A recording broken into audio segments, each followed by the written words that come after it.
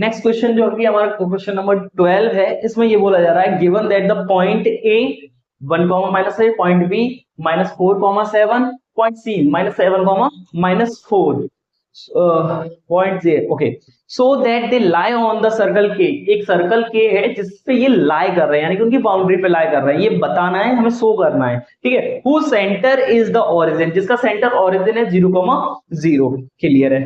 What is the radius of the circle के। अब देखो हमें ये शो करने के लिए ये सर्कल पे लाई कर रहे हैं, इसके लिए क्या, देखो सिंपल सा है, के से लेके ए तक का जो डिस्टेंस होगा वो सेम होगा। कैसे सेम होगा, क्योंकि अगर सर्कल पे लाई कर रहे हैं तो इनका जो रेडियस है वो सभी जगह पे कैसा होगा, सेम रहेगा। तो हम क्या करेंगे कि ए निकालेंगे, के बी निकालेंगे, के सी निकालेंगे। कैसे निकालेंगे, डिस्टेंस फॉर्मूला का यूज करके निकालेंगे। तो हम सबसे पहले के ए निकालते हैं। क्या निकालेंगे, के ए। के ए के लिए कोऑर्डिनेट्स क्या हो जाएंगे हमारे पास, 0,0 और ये हो जाएगा 1, -8। डिस्टेंस फॉर्मूला बच्चे बच्चे को याद है, फिर से रिवाइज कर लेते हैं। x2 - x1 का whole square plus y2 - y1 का होल स्क्वायर। कैसे लिखोगे, x2 कितना दे रखा है आपका 1 -0, ये x2 है, ये x1 है, होल स्क्वायर प्लस y2 कितना दे रखा है -8 -0 का होल स्क्वायर। क्या हो जाएगा 1 का, ये तो 1 का स्क्वायर हो जाएगा और ये हो जाएगा आपका प्लस -8 का स्क्वायर।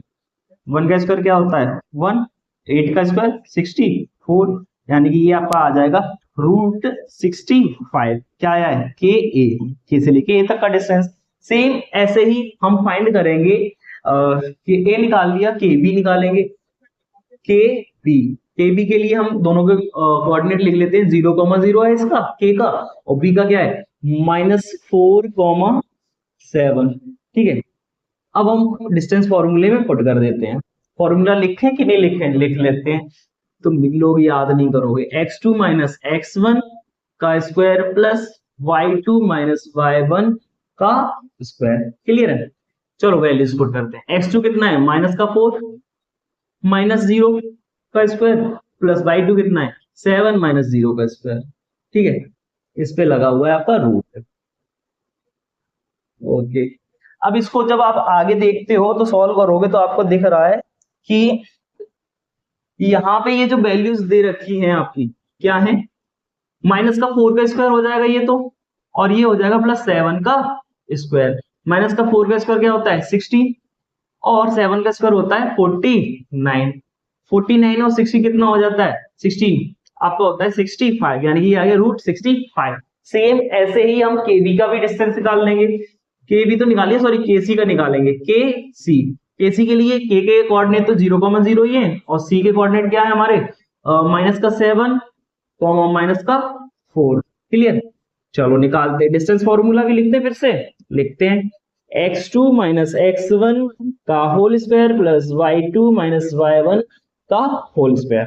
चलो भाई, x2 कितना है -7 -0 का होल स्क्वायर प्लस y2 क्या है -4 -0 का होल स्क्वायर। इसके ऊपर लगा दिया हमने रूट, ठीक है। -7 का स्क्वायर हो जाएगा ये, और ये किसका हो जाएगा -4 का स्क्वायर। तो -7 का स्क्वायर कितना होता है 49, और ये हो गया 16। 49 + 16 आपका हो जाता है √65।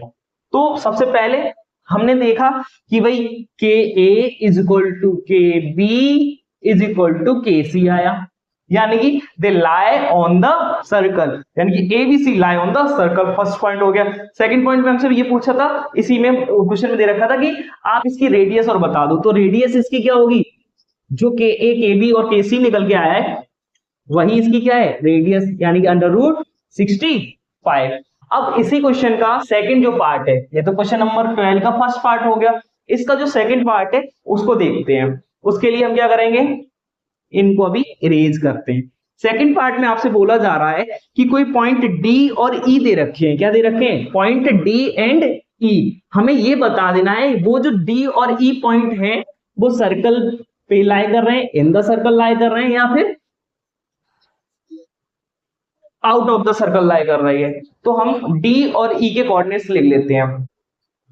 क्वेश्चन नंबर 12 का जो फर्स्ट पार्ट था उसमें हमने क्या किया था, एबीसी का बता दिया था कि भाई ये एबीसी का क्या मतलब के से सर्कल पे लाई कर रहे हैं या नहीं कर रहे हैं। और हमारा रेडियस √65 आ गया था। अब इसका सेकंड पार्ट हमसे बोल रहा है कि दो पॉइंट डी और ई दे रखे हैं जिसके कोऑर्डिनेट -5.6 है और ई का कोऑर्डिनेट 0,9 है। हमें ये बता देना ये in the circle, with in the circle है या ऑन द सर्कल है या आउट ऑफ द सर्कल। कैसे पता करेंगे हम? डिस्टेंस के डी और के ई निकालेंगे।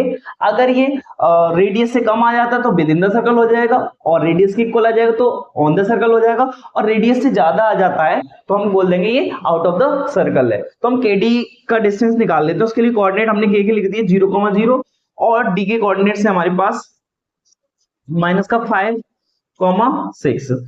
फॉर्मूले में हम पुट कर देते हैं। डिस्टेंस फॉर्मूला क्या होता है? x2 - x1 का whole square plus y2 - y1 का होल स्क्वायर। यहाँ पे ये वैल्यूज हम पुट करेंगे और पुट करने के बाद हमें पता चलेगा इसकी क्या वैल्यूज आ रही हैं। ठीक है, करते हैं पुट। तो हमें गिवन है क्या है? x2 की वैल्यू -5 है, -0 होल स्क्वायर, y2 की वैल्यू 6 -0 का होल स्क्वायर। आप जब इसे सॉल्व करोगे तो -5 का स्क्वायर आएगा और ये आपका आ जाएगा +6 का स्क्वायर। 5 का स्क्वायर होता है बेटा आपका 25 और 6 का स्क्वायर होता है 36। दोनों को जब आप ऐड कर दोगे तो आपका आ जाएगा √61। अब √61 जो है √65 से लेस देन है तो आप बोल सकते हो D lie within the circle, within the circle. अब हम चेक करेंगे के ई का, के ई। तो के ई के लिए के के कोऑर्डिनेट है आपके 0,0 और ई के कोऑर्डिनेट्स हैं आपके 0,9। क्लियर है? अब के ई के लिए फिर से वही डिस्टेंस फॉर्मूला हम अपना नोट डाउन करेंगे। x2 - x1 का whole square plus y2 - y1 का होल स्क्वायर। क्या होता है बेटा हमारा distance formula? 0 - 0 whole square plus 9 - 0 का होल स्क्वायर। यहाँ पे हमने रूट लगा दिया, क्या हो जाएगा? 0 + 9 का स्क्वायर, और 9 का स्क्वायर क्या होता है? 81 होता है। और आप अब अगर ऑब्जर्व कर पा रहे हो जो हमारा रेडियस था √65, ये √65 से क्या है? मोर देन है। तो हम कह सकते हैं कि point E lie outside of the circle, outside of the circle। ऐसे करके जो हमारा क्वेश्चन नंबर 12 का first and second part complete हो जाता है। अब हम मूव ऑन करेंगे अपने क्वेश्चन नंबर 13 पे। क्वेश्चन नंबर 13 में बोला जा रहा है the mid point of the sides of triangle ABC. ABC के जो मिड पॉइंट्स है वो लगातार हमारी क्या है?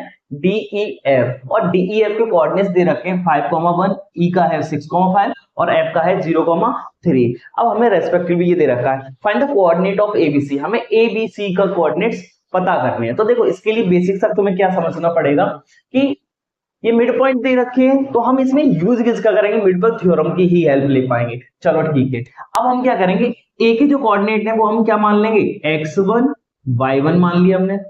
ऐसे बी के कोऑर्डिनेट क्या मान लेंगे? x2 y2 मानेंगे और सी के कोऑर्डिनेट्स मान लेंगे x3 y3। इतना कर लिया। अब उसके बाद ये देखो mid point of A B निकालेंगे। क्या निकालेंगे? Mid point of A B का मिड पॉइंट है तो डी, और डी के कोऑर्डिनेट दे भी रखे हैं आपके, वो क्या है? 5,1। ठीक है, अब एक्चुअली में जब हम इसकी वैल्यूज यानी कि इसके जो ए बी के कोऑर्डिनेट्स के हेल्प से निकालेंगे वो क्या निकलेगा? x1 + x2 upon 2 y1 + y2/2। ठीक है, यहां से आप दो चीजें लिख सकते हो। वो क्या होंगी कि भाई 5 जो है वो इसके इक्वल होगा x1 + x2/2 के इक्वल होगा, और 1 जो है वो आपका इक्वल होगा y1 + y2/2 के इक्वल होगा। इसको जब आप सॉल्व करोगे तो क्या आ जाएगा? ये 2 इधर पहुंच जाएगा मल्टीप्लाई करने, तो x1 + x2 = आपका आ जाएगा 10, और इधर आ जाएगा y1 + y2 ये हो जाएगा 2 × 1 = 2। सेम ऐसे ही अब हम निकालेंगे मिड पॉइंट ऑफ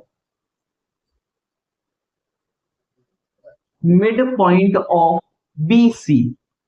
जब हम मिड पॉइंट BC के निकालेंगे तो मिड पॉइंट हमें एक्चुअली में दे रखा है दैट इज 6,5, और ये इसके जो कोऑर्डिनेट है BC के, उसके हेल्प से अगर हम मिड पॉइंट के फॉर्मूले रखें तो क्या आएगा, x2 प्लस x3 अपॉन 2, और इधर आ जाएगा y2 plus y3 upon 2। Clear है। अब हम यहां से दो बातें लिख सकते हैं। एक बात 6 जो है वो हमारे किसके इक्वल होगा, x2 प्लस x3 अपॉन 2 के, और यहां से हम x2 प्लस x3 की वैल्यू निकाल लेंगे, 6 2 जा 12 आ गई यहाँ पे। ठीक है। ऐसे ही इधर हम लिख सकते हैं कि 5 is equal to y2 plus y2 plus y3 upon 2। अब आपकी y2 प्लस y3 की वैल्यू भी सेम क्या आ जाएगी, 5 2 जा 10। क्लियर है। यहां से हमने इतना कर लिया। अब लास्ट स्टेप है, हम देखेंगे कि सी ए का मिड पॉइंट, यानी कि AC का mid point of AC, mid point of AC, mid point AC का F दे रखा है जिसके कोऑर्डिनेट 0,3 है, और हम इनके कोऑर्डिनेट्स के हेल्प से निकालेंगे तो वो क्या बैठेगा हमारा, x3 प्लस x1 अपॉन 2, और इधर आ जाएगा y3 प्लस y1 अपॉन 2। यहां तक क्लियर है। यहां से भी आप दो बातें लिख सकते हो कि 0 is equal to x3 plus x1 upon 2, और यहां से x3 प्लस x1 की वैल्यू आ जाएगी 0, क्योंकि 2 का 0 मल्टीप्लाई करेंगे तो वो 0 हो जाएगा। ऐसे इधर लिख सकते हो आप 3 is equal to y3 plus y1 upon 2, और इधर आपकी वैल्यू आ जाएगी y3 plus y1 is equal to 3 2 जा 6।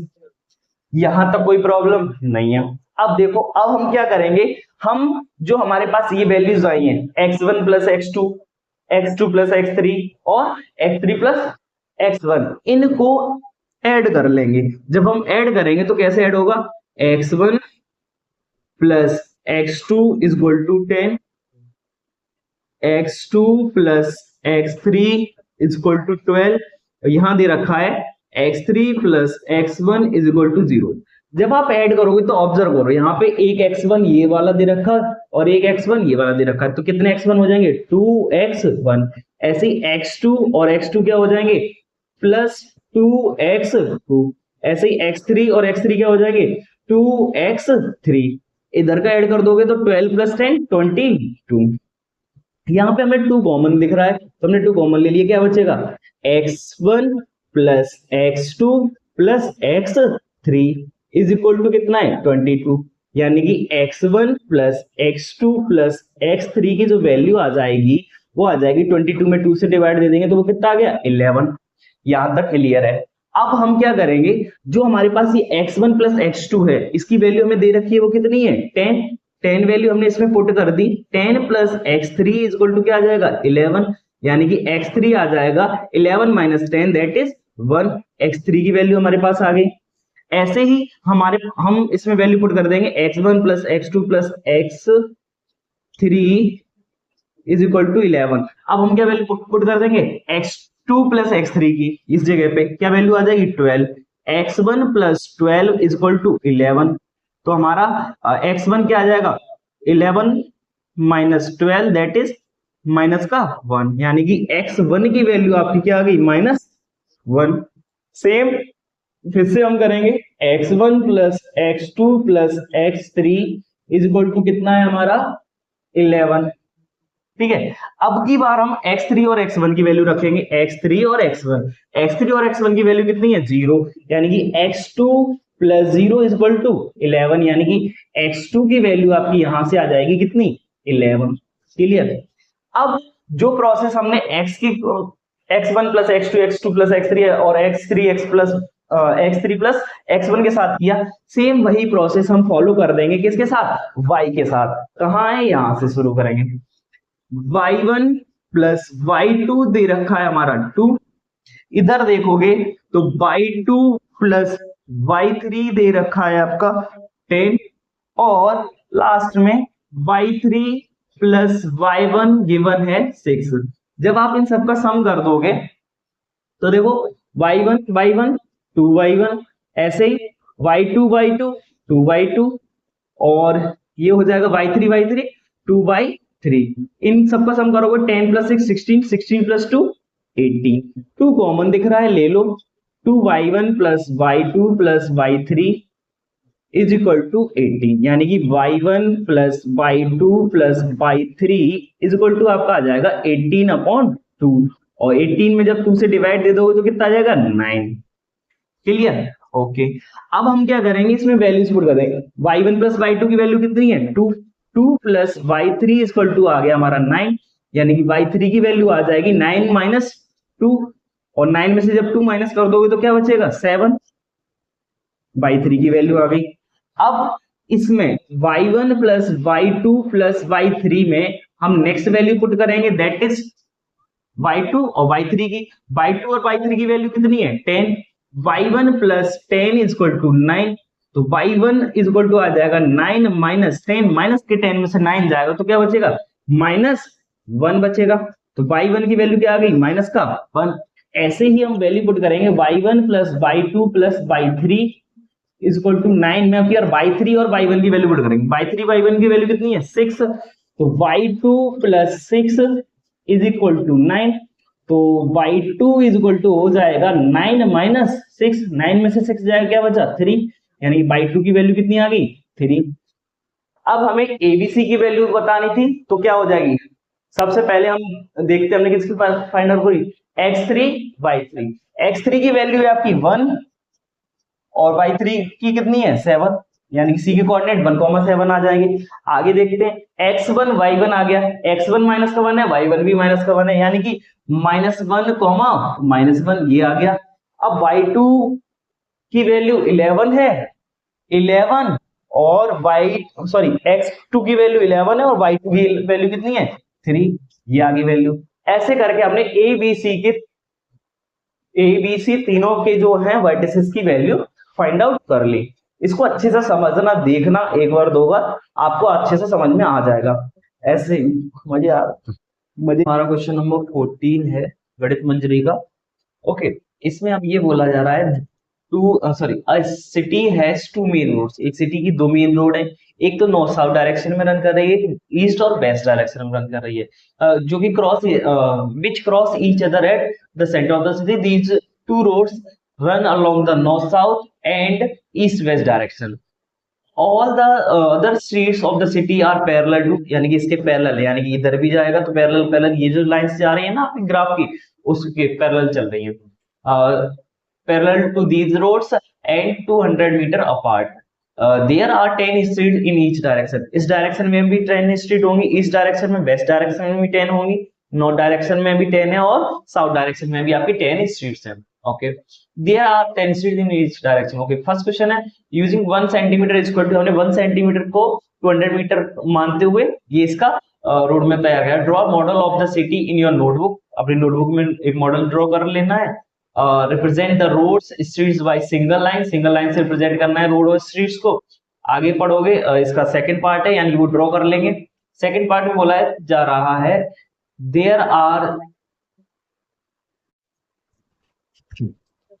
ये हमारी सिटी की जो ग्रिड लाइन बताई गई थी ना कि भाई 200 मीटर अपार्ट रहेगा, और ऐसे ही नॉर्थ डायरेक्शन में आपकी 10 स्ट्रीट है, साउथ में और ईस्ट में वेस्ट में हमने ये ड्रॉ कर लिया, रिप्रेजेंट करना था सिंगल लाइन से कर दिया। अब इसका सेकंड क्वेश्चन हमसे बोलता है there are street intersection in the model, यानी कि जैसे ये स्ट्रीट यूं आ रही है, ऐसे यूं आ रही है, तो यहाँ पे ये इंटरसेक्शन हो रहा है, तो ये इंटरसेक्शन पॉइंट है, इन्हीं के बारे में बोला। There are street intersection in the model, each street intersection is formed by 2 streets, 2 street से बन रहा है, one running in the north south direction and another in the east west direction each other.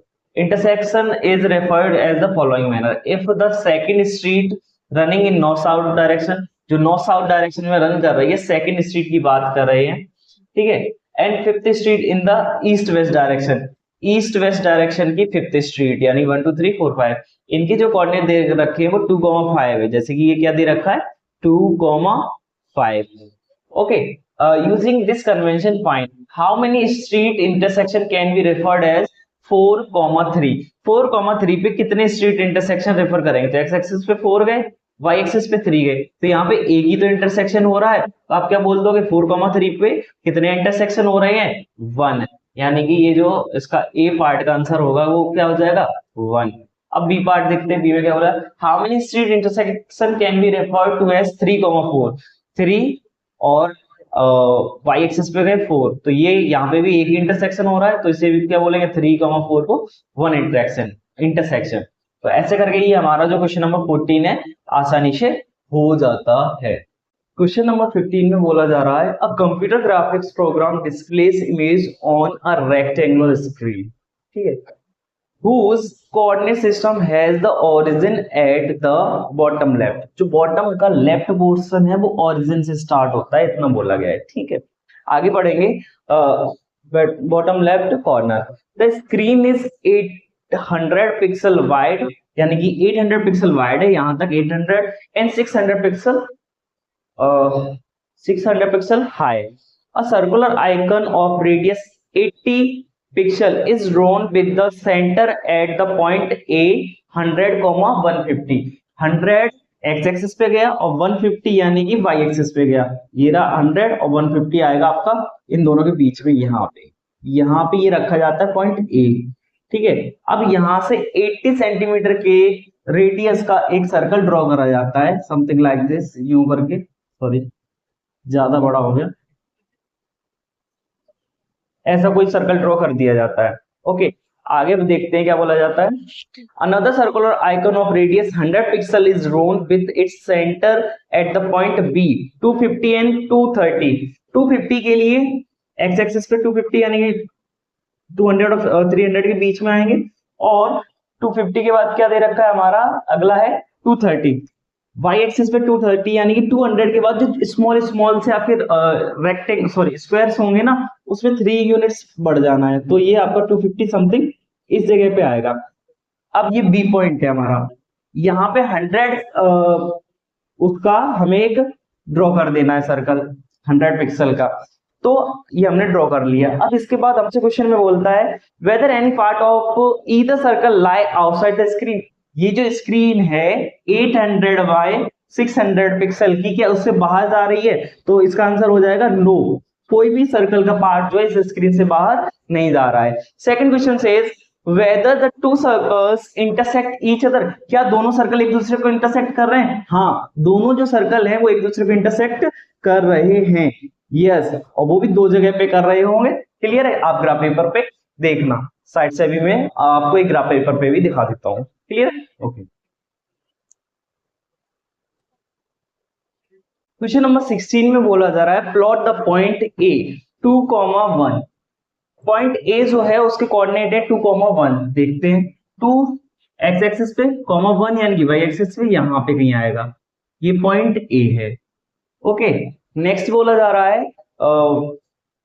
ए के coordinate है 2,1, next दे रखा है B के coordinate है -1,2, -1,2 यानी कि -1 का मतलब हम जाएंगे negative side of x axis और 2 का मतलब है हम वाई एक्सिस पे पॉजिटिवली जाएंगे, तो ये यहाँ पे नहीं आएगा, ये है हमारा बी पॉइंट, ठीक है।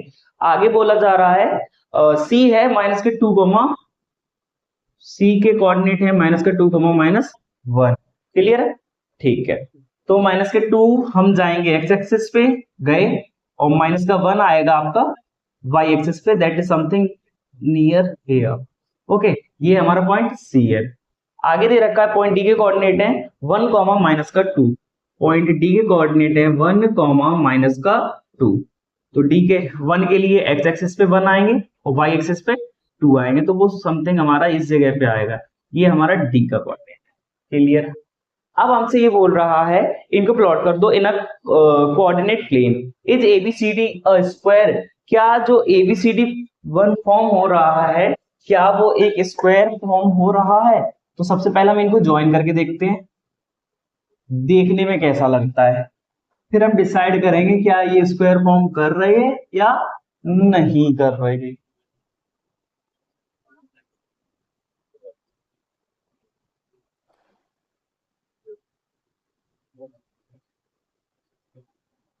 ये कुछ ऐसा फॉर्म हो रहा है, जब आप प्रॉपर ग्राफ पेपर पे बनाओगे तो ये और एक्यूरेट होगा।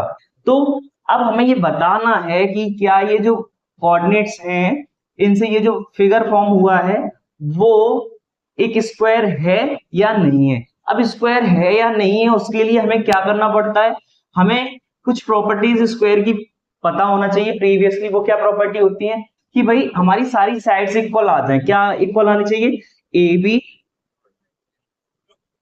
Equal to B C is equal to C A is equal to C A C D, A B is equal to B C is equal to C D और last में D A सारी sides equal आ जाए, पहली property. दूसरा, या तो somehow हम ये प्रूव कर दें यहाँ पे 90 डिग्री का एंगल बन रहा है, या फिर इसके जो डायगोनल्स हैं, ये जो डायगोनल्स हैं वो भी कैसे आ जाए, इक्वल आ जाए। यानी कि डायगोनल इक्वल होने के लिए हमारे पास क्या करना पड़ेगा, हमें ए सी इज इक्वल टू लाना पड़ेगा हमें बी डी। ये हमें प्रीवियस नॉलेज होनी चाहिए थी। अब हम एक्ट करते हैं। अब हमें A B B C C D D जो भी निकालना है हम उसके लिए क्या लगाएंगे, हमारा डिस्टेंस फॉर्मूला का यूज करेंगे। जैसे कि अगर हमें ए बी निकालना है, क्या निकालना है, ए बी की कोऑर्डिनेट क्या है हमारे, एक तो 2,1 है, 2,1 और बी के कोऑर्डिनेट है आपके -1,2। अब ए बी का डिस्टेंस निकालने के लिए हम फॉर्मूला लगाते हैं, क्या है, x2 x1 का whole square plus y2 y1 का होल स्क्वायर। लगाते हैं बेटा सही से। x2 यहाँ पे कितना दे रखा है, -1, x1 कितना है, -2 का होल स्क्वायर प्लस y2 कितना है, 2 -1 का होल स्क्वायर। जब आप इसको सॉल्व करेंगे तो आपके पास यहाँ कितना आ जाएगा, माइनस माइनस के ऐड हो जाएंगे, यानी -3 का स्क्वायर प्लस 2 में से बन जाएगा, क्या बचेगा, 1 का स्क्वायर। क्या हो जाएगा, 3 का स्क्वायर कितना होता है 9 और 1 का स्क्वायर कितना होता है 1, तो 9 + 1 कितना हो जाता है, √10। हमारा AB का जो आंसर आया वो कितना आया, √10 आ गया। ऐसे ही करके हम किस किस का निकाल लेंगे, अब BC का निकालेंगे, BC। तो BC के लिए हम BC के जो हमारे कोऑर्डिनेट्स हैं वो नोट डाउन कर लेते हैं, -1, 2 और C के कोऑर्डिनेट हैं -2, -1। BC निकालते हैं, BC इज इक्वल टू √। आप चाहो तो डिस्टेंस का फॉर्मूला लिख लो, ना चाहो तो आप डायरेक्टली भी कर सकते हो। -2 -1 इसके ऊपर पूरा स्क्वायर प्लस -1 -2 का स्क्वायर। ये कितना हो जाएगा, -2 माइनस प्लस का 1 का स्क्वायर प्लस ये माइनस माइनस का 3 का स्क्वायर।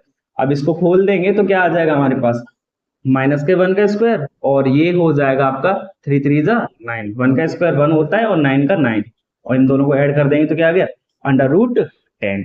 सेम ऐसे ही अब हम BC के बाद CA का डिस्टेंस निकालेंगे। किसका निकालेंगे, CA नहीं CD का, CD के लिए CD के कोऑर्डिनेट्स लिख लेते हैं, -2, -1 और D के कोऑर्डिनेट है आपका 1, -2। तो इसके लिए फिर से हम वही अपना जो आइडेंटिटी है उसका यूज करेंगे, सॉरी डिस्टेंस फॉर्मूला का यूज करते हुए अच्छे से आगे बढ़ते हैं। क्या करेंगे, 1 - -2 का होल स्क्वायर प्लस -2 माइनस और -1 का होल स्क्वायर। क्लियर है, करते हैं इसको सॉल्व। तो यहाँ पे क्या आ जाएगा बेटा, 1 + 2 का होल स्क्वायर प्लस ये हो जाएगा -2 + 1 का होल स्क्वायर। इसको जब सॉल्व करेंगे तो ये 3 का स्क्वायर हो जाएगा, ये -1 का स्क्वायर हो जाएगा। 3 का स्क्वायर कितना होता है 9 और 1 का स्क्वायर कितना होता है 1, 9 + 1 कितना हो जाता है √10। क्लियर है। अब जैसे हमने CD निकाल लिया है वैसे ही CD के बाद हम इसका आगे का निकालेंगे। आगे का क्या निकालना है, हमें DA निकालना है। क्या निकालना है, DA। तो यहाँ पे हम DA निकाल देते हैं। ये इसका ग्राफ हटा देते हैं अभी के लिए।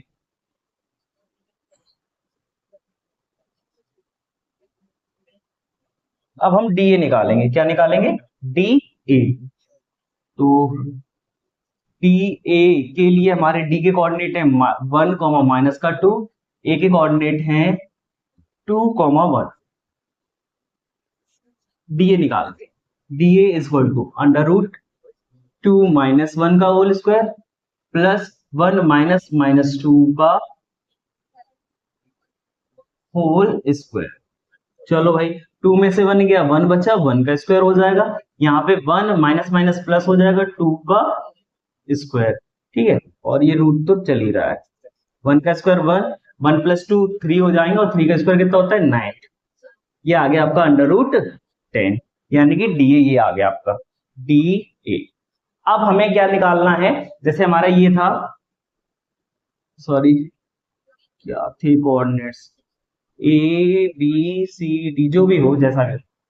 अब हमें ए सी निकालना है और बी डी निकालना है। तो ए सी के लिए हम क्या करेंगे, ए सी इक्वल टू, ए सी के लिए ए के कोऑर्डिनेट्स हमारे क्या है 2,1 और सी के कोऑर्डिनेट है हमारे माइनस का 2, माइनस का 1।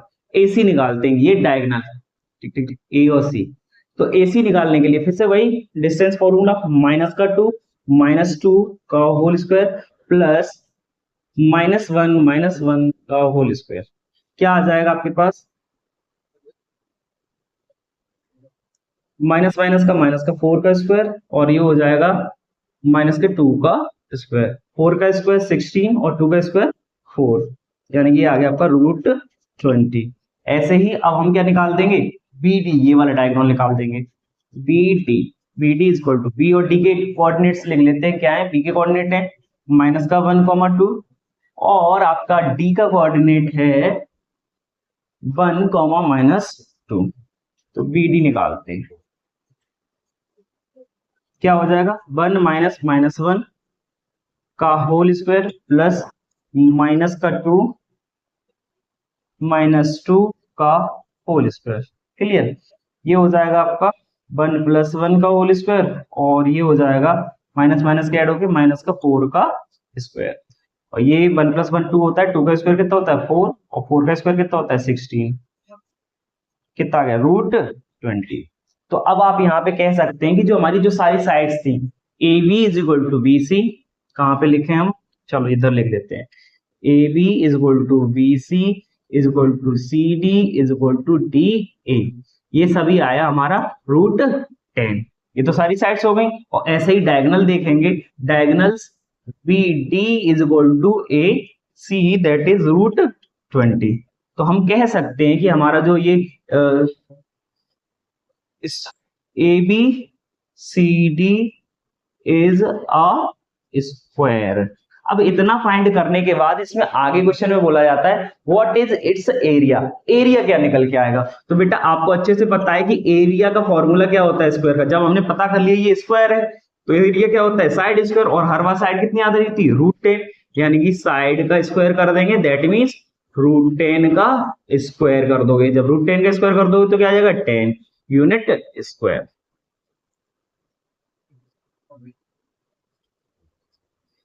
क्लियर है, ऐसे करके ये हमारी chapter end of the chapter exercise complete हो जाती हैं, और ऐसे करके हमारा जो फर्स्ट चैप्टर है वो उसका हमने फुल्ली डिस्कशन कंप्लीट कर लेते हैं।